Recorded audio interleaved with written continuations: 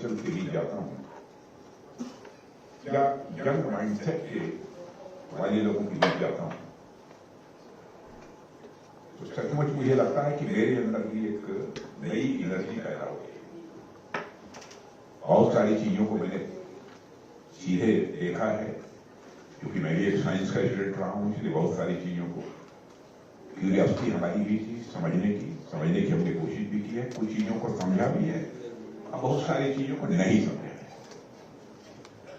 Honestly कुछ चीजें समझ में आ रही है और कैसा काम आप लोग करते हैं कि बाहर बैठा हुआ व्यक्ति यहां की ग्राउंड रियलिटी को नहीं समझ सकता। आपका डिवोशन, आपका डेडिकेशन और कोई पब्लिसिटी नहीं, कोई पॉपुलरिटी हासिल करने की इच्छा नहीं, पूरे डिवोशन के साथ आप सब अपने काम में लगे हुए हैं। और यहां में Kaveri dry engine, small turbofan engine और एडवांस टर्बो गैस जनरेटर का डिस्प्ले यह भी देखने का मुझे अवसर मिला है। सच बात है कि यह सब देखने के बाद मेरे अंदर भी एक सेंस ऑफ प्राइड, एक गौरव की अनुभूति हुई है। और मैं जीटीआरई के बारे में कह सकता हूं कि न केवल भारत के बल्कि मैं कहूंगा कि दुनिया के एक जो हाईली रिप्यूटेड एस्टेब्लिशमेंट होते हैं उनमें से है, लेकिन अपनी रेपुटेशन को और अधिक आगे बढ़ाने की जरूरत है।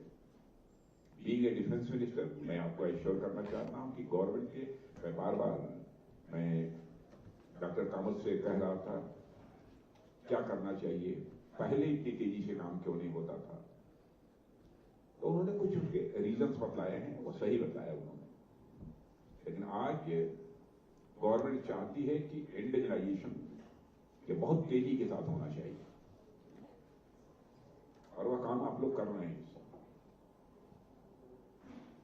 और हम लोगों का कमिटमेंट है इस काम को पूरा करने के लिए जो कुछ भी जिस भी प्रकार की हेल्प की, जिस प्रकार की असिस्टेंस की जरूरत होगी, गवर्नमेंट को असिस्टेंस प्रोवाइड करने के लिए पूरी तरह से तैयार है। As a defence minister I would like to assure you all.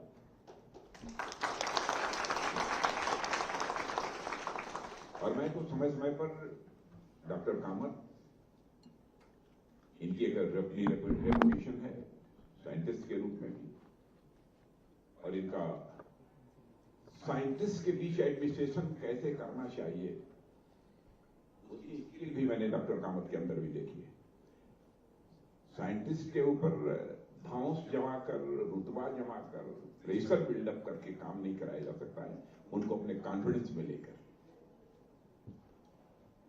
और उनके हौसले को बढ़ाकर काम किया जा सकता है। और वही स्किल डॉक्टर कामत में मैंने देखी है।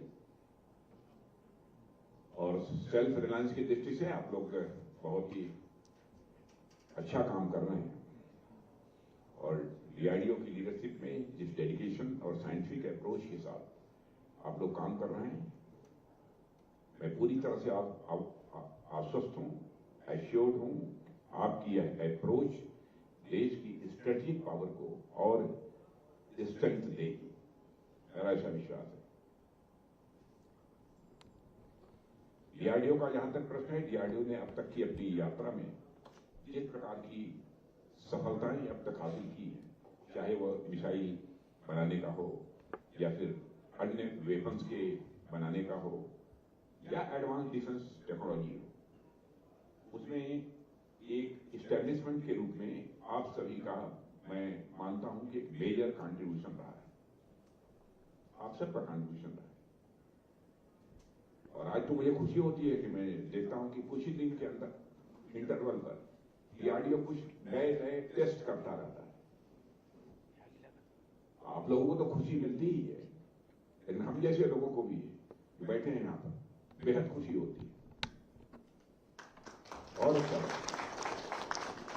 और मैंने साइंटिस्ट के डेडिकेशन को देखा, जब कोई टेस्टिंग वाली होती है और जिस तरीके से सक्सेसफुल नहीं हुआ,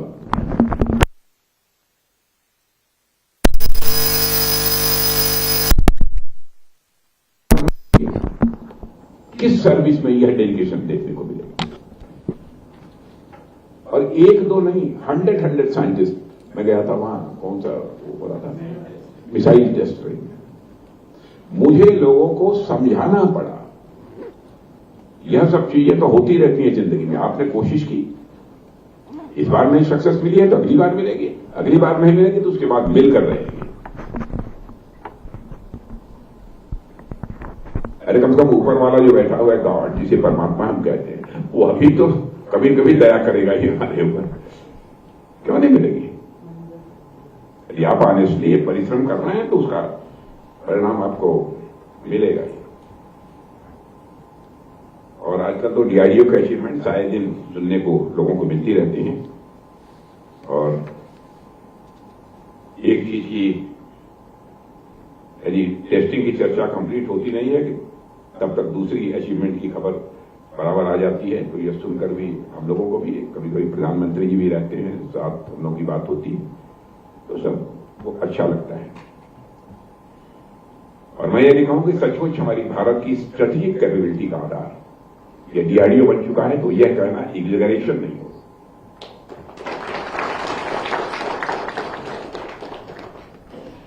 और डीआरडीओ, मैं कहना चाहूंगा, डीआरडीओ अगर बॉडी है तो वह बॉडी आप जैसे ऑर्गन्स के माध्यम से ही अच्छे फंक्शन कर पा रही है। और इसके लिए मैं फिर से आप सब एक बात मैं सराहना करना चाहता हूं, आपके काम को एप्रिशिएट करता हूं। और बेंगलुरु में जहां मिल रहे हैं हम लोग, यहां पर रिसर्च कल्चर आज से नहीं, बहुत लंबे समय से, क्योंकि हम लोग पढ़ते थे तब भी बेंगलुरु के रिसर्च कल्चर के बारे में सुनते थे और इनोवेशन के बारे में कम सुनते थे। लेकिन अब मंगलुरु के इनोवेशन के बारे में भी सुनने के कुछ पहले के कंपैरिजन में ज्यादा सुनने को मिलता है।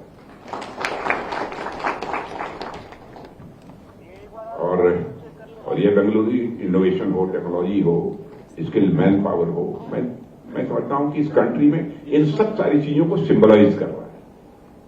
ये देखिए,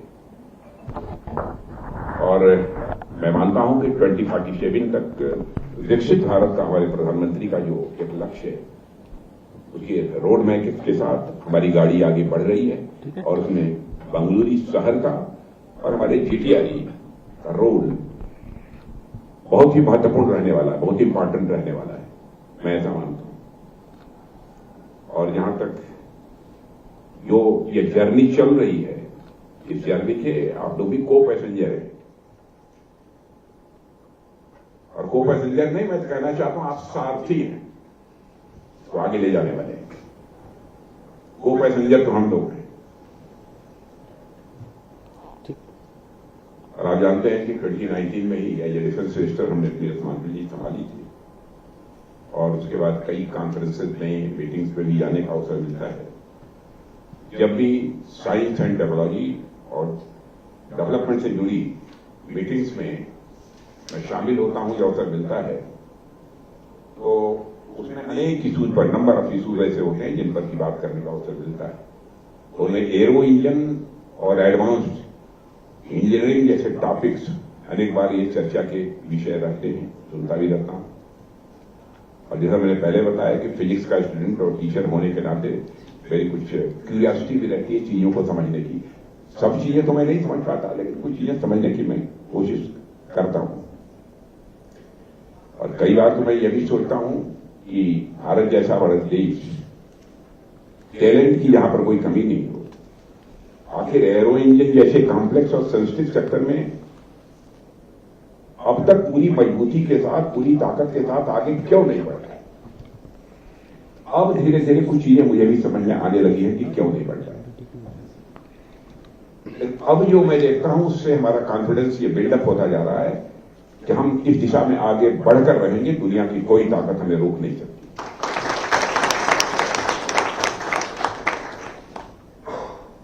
और डिफेंस मिनिस्टर के रूप में हमारा 7 ईयर्स का जो कार्यकाल रहा है, अपना पूरा प्रयास रहा है कि एरो इंजन के डेवलपमेंट को प्रायोरिटी पर रखें। और अभी गाड़ी में बैठा हुआ भी मैं डॉक्टर कामत से इन्हीं सब सारे विषयों पर मैं चर्चा कर रहा था। और हमारी पूरी कोशिश रहती है आप जैसे जो प्रोफेशनल्स हैं उनको जितना भी मैक्सिमम सपोर्ट मिल सकता है हम अपनी तरफ से सपोर्ट को प्रोवाइड करें। लेकिन मैं समझता हूं आपको बहुत सपोर्ट की जरूरत नहीं है, बस आपका मोरल हाई रहना चाहिए। गवर्नमेंट का पार्ट होने के नाते इतना मैं कहना चाहता हूं, कोई भी ऐसी स्थिति आएगी जो आपको डिमोरलाइज नहीं करने पाएगी, यह श्योर आपको मैं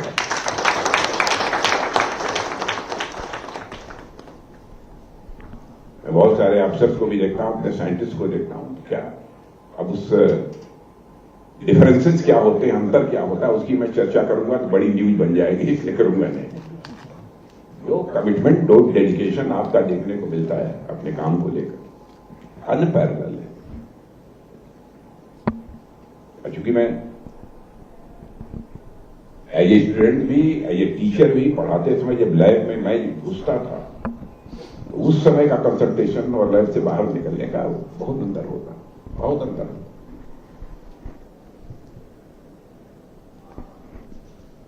बहुत काम कर रहे हैं आप लोग। अब मुझे लगने लगा है कि क्रूज मिसाइल्स के लिए भी हम लोग इंजन खुद बना सकते हैं। मैं सही कह रहा हूं, गलत कह रहा हूं? ठीक है, बना सकते हैं। इसके अलावा हम एडवांस मीडियम कम्बैट एयरक्राफ्ट, जिसे हम AMCA कहते हैं, कि डिजाइन और डेवलपमेंट की ओर भी अब तेजी से आगे कदम बढ़ा चुके हैं हम लोग। और अब पीछे मुड़कर हम लोगों को नहीं देखना है, यही संकल्प लेने की जरूरत है। हमने पास्ट में भी एरो इंजन के क्षेत्र में मास्टरी हासिल करने के बहुत सारे कोशिशें की हैं, प्रयास किए हैं। अब समय आ गया है कि हमारे इफर्ट्स अब जो अधूरे रह गए थे, जो कंप्लीट नहीं हो पाए थे, अब हम उसको पूरा करें।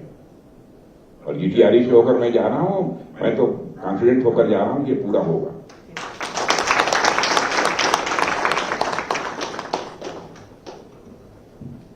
और जिस दिन आपने इस टारगेट को अचीव कर लिया, मैं समझता हूं वह दिन अपने आप में हिस्टोरिकल होगा, ऐतिहासिक होगा। और ज्यादा समय नहीं लगेगा, पता नहीं क्यों मुझे लगता है कि 3-4 साल में कुछ हो जाएगा। थोड़ा लगेगा, कितना लगेगा? 6-7 साल में प्रोटोटाइप रेडी होना चाहिए। अरे जिस दिन प्रोटोटाइप हो गया उस दिन सब हो गया। प्रोटोटाइप हो जाने के बाद तो मैं समझता हूं टारगेट बहुत नजदीक होता है। ये सेमी लाख के चीफ उसको क्लियर नहीं सर्टिफाई करना पड़ता है, और वो सब टेस्ट किए बिना उसको सर्टिफाई। ये बात सही है, ये बात सही है। सेमी लाख को तो करना ही पड़ेगा, ये बात ऐसे ही।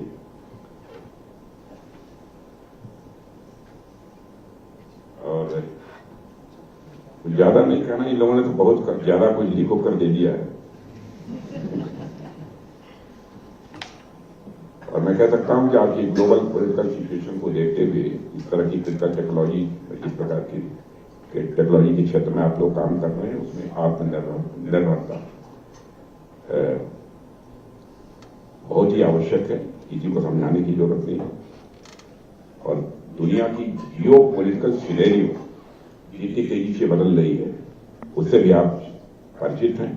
सप्लाई चेन्स ब्रेक हो रहे हैं, नए इकोसिस्टम डेवलप हो रहे हैं, और ऐसे में जिस देश के पास अपनी टेक्नोलॉजी होगी वही देश सेफ रहेगा, वही देश सिक्योर रहेगा, और वही देश सस्टेन कर पाएगा। इस हकीकत को भी मैं समझता हूं कि हम लोग समझते ही हैं। और ऑपरेशन सिंदूर में आपने जो कुछ भी किया था उसका करिश्मा दुनिया को देखने को मिला है, उसके लिए आप सब बधाई के पात्र।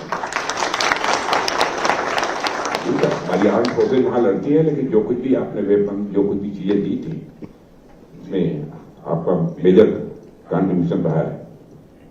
और हमारी फोर्सेस को उनके द्वारा काफी सपोर्ट मिल रहा है।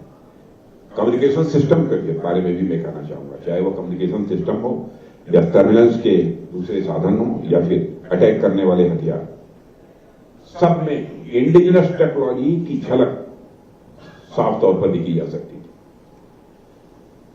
और इसके कारण मैं समझता हूं कि हमारी सेना का भी मनोबल इससे काफी बढ़ा है। जैसे जैसे समय बदल रहा है, चैलेंजेस बदल रहे हैं, हम सबके लिए बहुत जरूरी हो गया है कि इंडिजिनस तौर तरीके हैं उन पर पहले के कंपैरिजन में कुछ ज्यादा फोकस करें और हमारी फोर्सेस को वर्ल्ड क्लास सिस्टम और इक्विपमेंट प्रोवाइड करने के लिए हम प्रयत्न करें। मैं नहीं कहता हूं कि तुरंत दे ही दें, संभव नहीं है। और आज जहां तक भारत का प्रश्न है, सारी दुनिया मानती है, मैं नहीं कह रहा, बहुत सारी अपॉर्चुनिटीज हमारे भारत में, बहुत सारी अपॉर्चुनिटी। अब उन अपॉर्चुनिटीज को कैसे कैश कराना, मैं समझता हूं इस पर सोचने की जरूरत है और इसकी आवश्यकता भी है।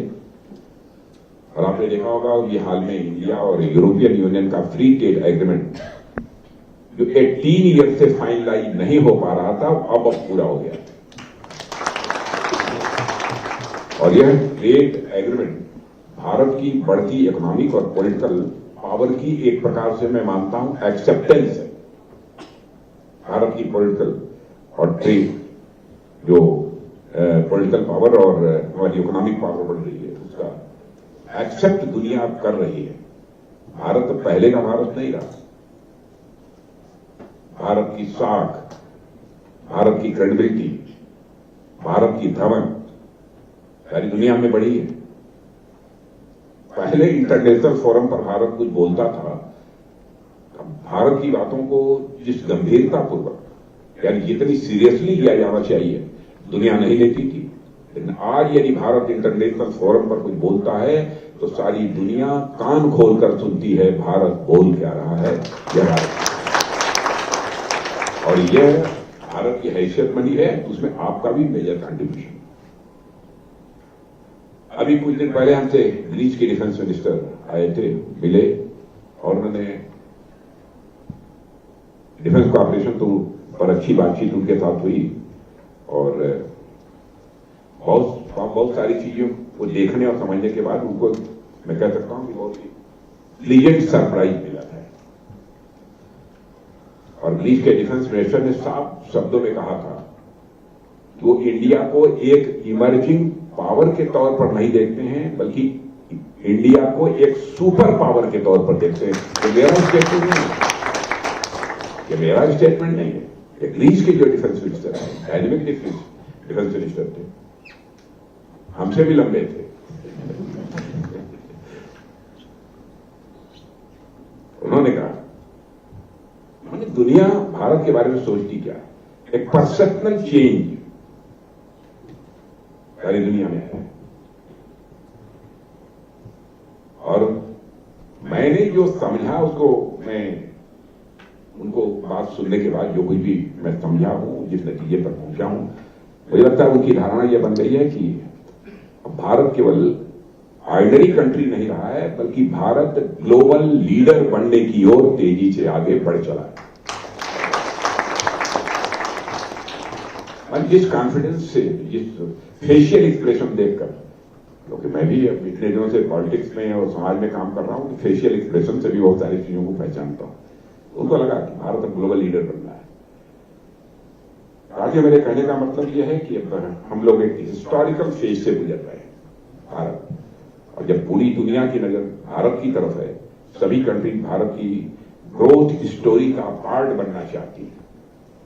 ग्रोथ स्टोरी का पार्ट न बनना चाहती होती, न होती, तो मैं समझता हूं यूरोपियन यूनियन हमारे साथ ट्रेड एग्रीमेंट न करता। पहली बार यह हुआ है। सभी कंट्रीज हमारे आत्मनिर्भर भारत इनिशिएटिव में पार्टनरशिप भी करना चाहती है, और ऐसे में हमारे पास बहुत सारे ऑप्शंस हैं। बहुत सारी ऑप्शंस ही नहीं है, बल्कि बहुत सारी अपॉर्चुनिटीज भी हैं, और हमें इन अपॉर्चुनिटीज का फुल एडवांटेज लेना है और अपनी टेक्नोलॉजिकल कैपेबिलिटीज को और स्ट्रांग करना है। मुझे यह भी बताया गया है कि आप यूके के साथ एरो इंजन डेवलपमेंट के लिए ज्वाइंट स्टडी कर रहे हैं, यह भी जानकारी दी गई है। ये मैं मानता हूं कि अच्छी पहल है।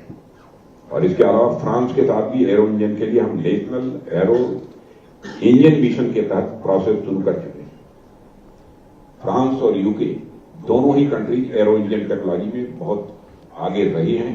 उनके साथ यह कोलैबोरेशन मैं मानता हूं कि हमें न सिर्फ न्यू टेक्नोलॉजी को सीखने का यह एक अवसर देगा, बल्कि उन चैलेंजेस को भी समझने में हमारी हेल्प करेगा, जिनका उन्होंने पिछले डिकेड्स में वह सामना कर चुके हैं, उनको समझने का भी हमको अवसर मिलेगा। मित्रों, मैं समझता हूं सारी बातें बताती हैं कि भारत के लिए एरो इंजन में आत्मनिर्भरता, सेल्फ रिलायंस कितना महत्वपूर्ण है। हमारी सरकार भी इस मिशन को सक्सेसफुल बनाने के लिए जो भी प्रयास की जरूरत होगी, जो भी मदद की जरूरत होगी, वह करेगी। और मैं जानता हूं कि यह सब सारी चीजें आसान नहीं है। ये कोई भाषण देना अलग बात है, और लेकिन करना दोनों में अंतर होता है, इसलिए मैं समझता हूं आसान नहीं है। और ये एरो इंजन का तो मैं समझता हूं ये सेक्टर अपने में बहुत ही कॉम्प्लेक्स है, बहुत ही कॉम्प्लेक्स। और ये थर्मोडायनेमिक्स भी मैंने पढ़ी है, मटेरियल साइंस, फ्लूइड मैकेनिक्स और मैकेनिकल इंजीनियरिंग का ये अद्भुत कॉम्बिनेशन होता है। कई डेवलप्ड कंट्रीज में भी एडवांस क्लास के एरो इंजन प्रोजेक्ट्स को कंप्लीट होने में 20, 25 साल, 30 साल लग जाते हैं। वो अपने डिकेड्स के एक्सपीरियंस और जनरेशंस की नॉलेज के दम पर यह काम करते हैं। लेकिन आज मैं आपसे यही कहना चाहूंगा कि अगर किसी इंजन को डेवलप करने में 25 इयर्स लग रहे हैं, तो इंडिया की करंट सिचुएशन, हमारी स्ट्रेटेजिक लीड्स और हमारी एम्बिशंस ऐसी हैं कि आप मानकर चलिए कि आपके 20 ईयर पहले ही खत्म हो चुके हैं, और अब केवल हमारे पास 5 वर्ष बचे हैं, 5 इयर्स। क्यों कमल साहब, आपने 5-6 साल कहा, 5 साल दे दिया उसको पहले कहना पड़ेगा। चलेगा? मैं वापस ले लूं इसे। Within 5 to 7 years, okay? Within 5 to 7 years। और मैं समझता हूं कि ये कोई शॉक होने वाली बात नहीं है, और इस पर हम लोग को आश्चर्य भी नहीं होना चाहिए। मैं समझता हूं कि एक चैलेंज है, और चैलेंज भी है, उसको दूसरी भाषा में कह सकते हैं ये कॉल टू अटेंशन भी है। This is a call to attention.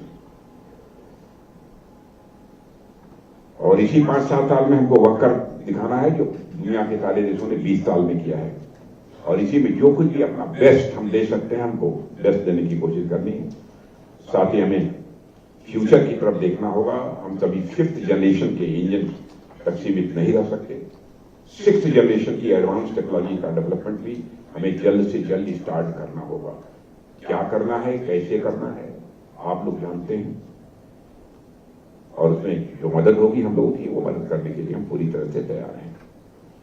उस पर रिसर्च हर समय की मांग है, और जैसे जैसे दुनिया में टेक्नोलॉजी बदल रही है, आर्टिफिशियल इंटेलिजेंस, मशीन लर्निंग और न्यू मटेरियल का प्रयोग बढ़ रहा है, हमें अब कैसे उससे आगे रहना है, इसके बारे में आप लोग जानते हैं। मैं तो इतना ही कह सकता हूं, आगे रहना है, आगे रहने की कोशिश करनी चाहिए।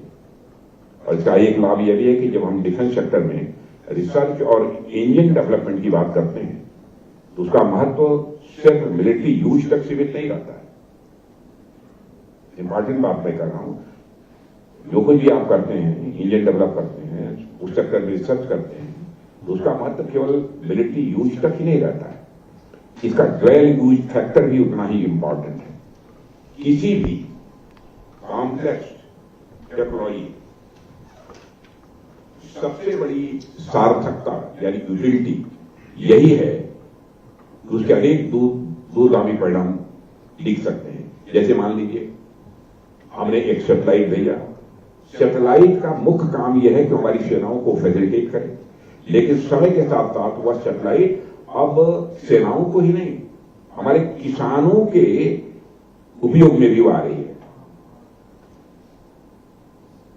अब किसानों के भी काम आने लगी है, रेन फोरकास्टिंग ये काम आने लगी है, उससे हम पता लगा सकते हैं रेन फोरकास्टिंग के बारे में, वेदर प्रेडिक्शन के भी काम आने लगी। इस तरह से किसी भी टेक्नोलॉजी का दायरा और एप्लीकेशन बढ़ता है। और साथियों, आप जो टेक्नोलॉजी आज फाइटर प्लेन्स के लिए डेवलप कर रहे हैं, वही टेक्नोलॉजी कल सिविल एविएशन की दुनिया में रिवॉल्यूशन ला सकती है। आप जो हाई टेम्परेचर से आने वाले कंपोजिट मटेरियल्स बना रहे हैं, मैंने देखा जो हाई टेम्परेचर टॉयलेट करने वाले कंपोजिट मटेरियल्स बना रहे हैं, वो पावर प्लांट्स में या स्पेसशिप में भी काम आ सकती है। आने वाले समय में सिविल एविएशन का एक्सपेंशन और भी तेजी से होगा। भारत तो वैसे भी दुनिया की सबसे तेजी से आगे बढ़ने वाली एविएशन मार्केट में से एक है। ऐसे में यहां किए जा रहे आपके एक्सपेरिमेंट्स, आपके इनोवेशंस और आपके टेक्निकल सॉल्यूशंस फ्यूचर में सिविल एविएशन के फील्ड में भी सीधे यूजफुल साबित होंगे। यह सोच, यह विजन ही आपके काम को और भी ब्रॉड और भी इंपैक्टफुल बनाएगा, ऐसा मेरा विश्वास है। आप सिर्फ डिफेंस इक्विपमेंट नहीं बना रहे हैं, आप देश के इकोनॉमिक डेवलपमेंट की फाउंडेशन स्टोन रख रहे हैं।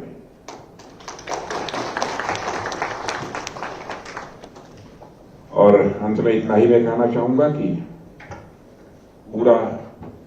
पूरी कंट्रीज में पूरे ट्रस्ट के साथ और एक होप के साथ आपकी तरफ देख रही है, और हर भारतीय जो चाहता है कि उसका देश सेफ रहे, उसका देश दुनिया में सिर उठाकर खड़ा रहे, वह किसी की ओर देख रहा है तो आप जैसे वैज्ञानिकों की तरफ देख रहा है। एक किसान हो या स्टूडेंट्स हो या बिजनेसमैन हो या सोल्जर हो, सबकी नजर यदि कहीं पर है तो आपके ऊपर है। लेकिन मैं जानता हूं सबकी नजर भले ही आपके ऊपर हो, आपकी नजर तो आपके अपने काम पर ही है। जब मैं देखने गया था तो वो इंजन का वो क्या था, उसको बोलते हैं इंजन टेस्ट है, तो जो वहां पर इंजीनियर्स थे, हम लोग देख रहे हैं इधर उधर कर रहे हैं, वो अपना लगाए हुए नजर उसमें, उनमें बिल्कुल डिस्टर्ब जैसे बिल्कुल नहीं हुआ। मेरे कंसंट्रेशन में मुझे लग रहा था कि उनका ब्रेथ नहीं बने पाए। इसलिए दुनिया आपके ऊपर नजर लगाए हुई है और आप अपने काम पर नजर लगाए हुए हैं। और मैं तो यही चाहता हूं कि आप बिना किसी टेंशन के पूरी फ्रीडम के साथ अपनी रिसर्च और डेवलपमेंट पर ध्यान दें, आगे बढ़ें। और फिर से मैं आश्वस्त करता हूं, मैं केवल आश्वासन के लिए आश्वासन नहीं दे रहा हूं, हमारी तरफ से गवर्नमेंट की तरफ से जो मदद होगी वो देने को मैं तैयार हूं। और ये डॉक्टर कामत के सामने कह रहा हूं, जब भी जरूरत पड़ी है तो मैं खड़ा रहूंगा आपके साथ। जहां तक आपका प्रश्न है, आपके ऊपर हमें एब्सोल्यूट ट्रस्ट है कि आप पूरी डेडिकेशन के साथ और पूरे पैशन के साथ आप काम करते हैं। या आपके स्वभाव में है, आपके चरित्र में है। अब इन्हीं शब्दों के साथ आप सबको अपनी हार्दिक शुभकामनाएं देते हुए मैं अपना निवेदन समाप्त करता हूं। भोजन का समय हो गया है, इसलिए भाषण भी यहीं पर समाप्त होना चाहिए।